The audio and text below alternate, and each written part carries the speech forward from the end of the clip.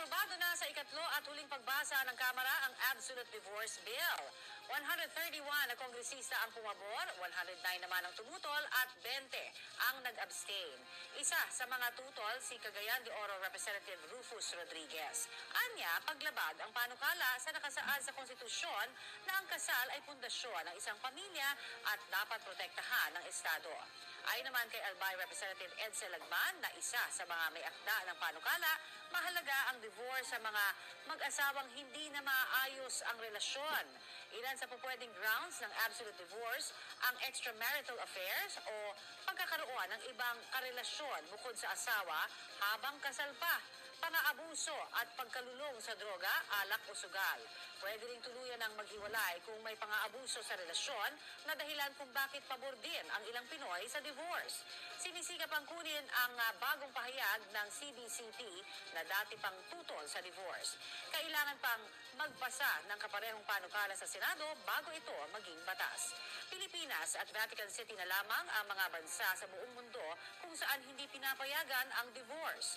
Ilan sa mga nakausap ng GMA Integrated News ay pabor sa divorce.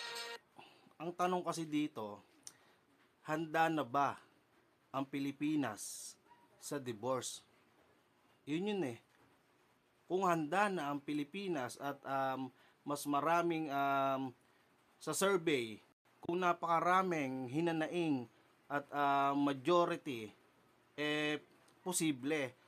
Pero sa akin kasi, sa sobrang daming idea para dito, meron din ako isang idea dito na pwede, na kumbaga eto sabi ko na sa inyo, para sa akin kasi, parang hindi pa handa ang Pilipinas dyan. Sa opinion ko is, parang hindi pa natin, kasi yung nature ng Pilipino iba kumpara sa nature ng mga tao sa ibang bansa.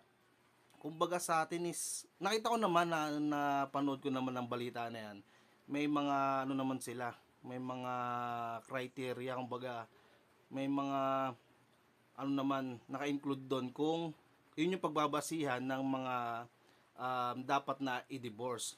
Tapos mayroon pang 60 days yata na cool off muna.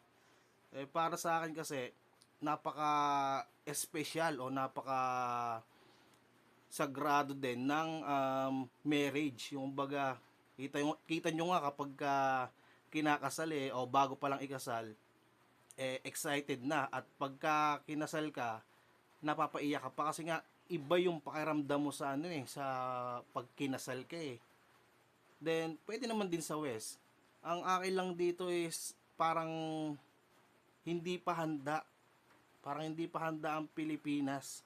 Kasi marami dito kasi, alam nyo naman, puro marites sa atin. Maraming mga relasyon ang nauudyuan lang ng mga kaibigan. Nyari, example, nag-away. Ganito kasi yan mga kaibigan, mga kababayan. Bago pa tayo lahat na nandito sa henerasyon na to, o kahit yung mga magulang natin o lolo, noong araw pa may mga relasyon din na katulad ng relasyon dito. Mas matindi man yan o mas critical na relasyon, nangyari na yan noon pa.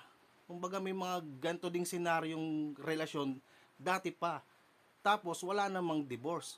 Kumbaga na napagpatuloy yun napagpatuloy ng maayos. So, ang bottom line ko dito is sa generation lalo ngayon na mas madami ang nakakapag-tolerate na mga kaibigan, lalo sa mga marites, na konting away lang, nauudyukan yung isang relasyon o yung babae man yan o lalaki, nahiwalayan agad ng ganong kabilis. Tulad nga sinabi ko noon pa man, may mas matindi pang away, mas matinding gulo, may mas matinding talagang hindi mo na malaman kung magkakabati pa o magkakaayos pa, pero nauuwi sa pagkakaayos. Lalo kasi mas matindi kasi yung henerasyon ngayon kumbaga yung daloy ng relationship, na kung paano makipag-relationship ngayon, sobrang dami ng pinagkaiba.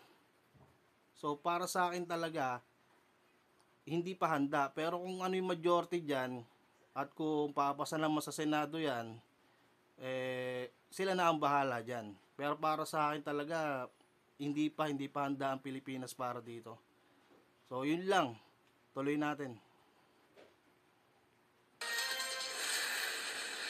I believe na divorce should be legalized kahit na Catholic country tayo. Kasi I think yung dahilan naman kung bakit nag-divorce ay dahil nga sa existing na abuse na meron sa kanilang relationship. Katulad ng personal experience ko, na sa mom ko na abuse siya, pero wala siyang magawa kasi sobrang expensive.